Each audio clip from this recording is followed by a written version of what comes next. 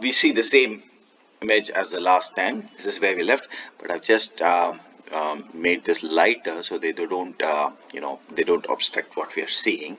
So let's first take image I2. It's very simple, and that's why we are taking image I2. So we have the first ray, which is a blue ray, starts from O, reflects from the mirror XZ and hits the eye. Now when you stretch this reflected ray, so here the principle of reflection will be formed. The laws of reflection will be taken care, wherein the incident angle and the reflected angle will be equal. Now let's stretch the reflected ray into the mirror, and you will find it will strike at I2, right? But we've not yet looked at the second ray. Now let's look at the second ray, which is a red ray. So I've colored it as two different rays so that you don't get confused. The second ray also starts off here, follows the laws of reflection, gets reflected towards the eye. Now let's stretch the reflected ray back, and you find that it strikes at I2. So any number of rays that get reflected, all of them will intersect at I2, and I2 thus is a first image that is formed. So this is how the first image gets formed. Right. Now let's look at another image. So I'm going to gray that part so that doesn't disturb us, and let's look at image I1. How is I1 formed?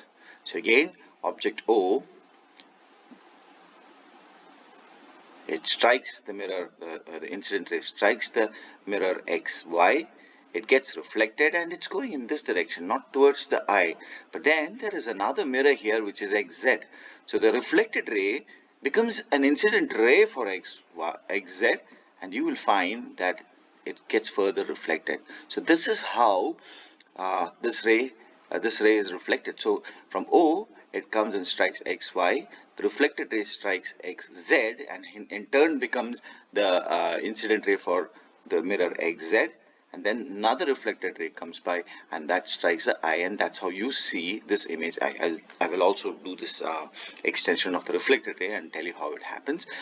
So here, laws of reflections, I maintain angle of incidence is equal to angle of reflection, and here too, angle of incidence will be equal to angle of reflection. The second ray, which is the red ray, follows a similar path. It strikes XY, the reflected ray strikes the mirror XZ, and then final reflection will hit the eye. And now let us stretch these two reflected rays in XY. Right, so here these two will stretch in and see where it coincides, where it intersects. It intersects at image I1, and hence you see the image I1. Okay, now another thing happens out here.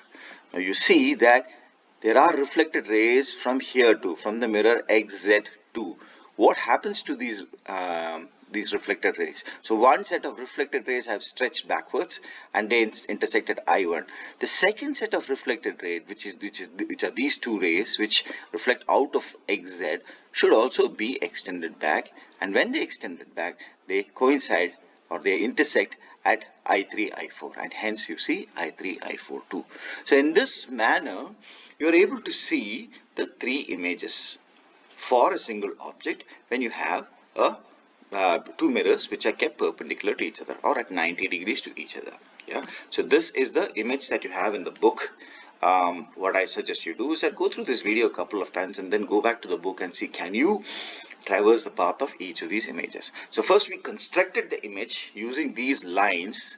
These are the direct lines, and the principle that the image is found as far back from the mirror as the object is from the mirror. Using that, we found out the mirrors which are possible. The only thing that happens here is that due to the two mirrors, there are also two virtual mirrors which are created, which is XZ1 and XY1 are the virtual mirrors which get created too. So these add to the number of images, wherein these two images I1 and I2 become virtual objects for these two virtual mirrors, right, the reflected mirrors, and in turn form images I3 and I4. So with this, we come to the end of this part, and we'll have one more concept which is explained in the next video.